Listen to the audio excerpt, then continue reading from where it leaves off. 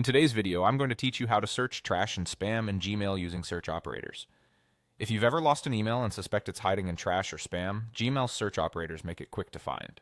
You'll do everything right from the search bar at the top of Gmail by combining your keywords with a simple operator that tells Gmail exactly where to look. Let's start with searching only the trash folder. To limit results to trash, use the operator in trash alongside your keyword. For example, if you're trying to find messages about a budget that you deleted, type budget in trash into the search bar and press enter. You can replace budget with any word or phrase you're looking for.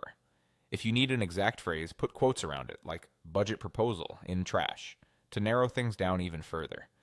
Next, if you believe the message landed in spam, search only the spam folder by using in spam. Type your keyword followed by in spam, for example, budget in spam. This tells Gmail to ignore your inbox and other folders and look exclusively in spam. Sometimes you're not sure whether the message was deleted or flagged as spam.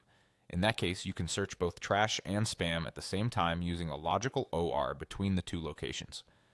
Type your keyword followed by in trash or in spam. Make sure OR is in capital letters so Gmail reads it as a Boolean operator. For instance, budget in.trash or in spam will pull results from either place in a single search. There's also a broader shortcut you can use, in anywhere. This operator searches across all mail locations, including your inbox, archived mail, trash, and spam, all at once. If you want to cast the widest net, type budget in anywhere. This is especially helpful when you're not sure where the message ended up and don't want to run multiple searches. A few quick tips to make your searches smoother. The order of your keyword and the operator doesn't matter. Budget in trash and in trash budget work the same. Keywords aren't case sensitive, but the OR operator should be uppercase.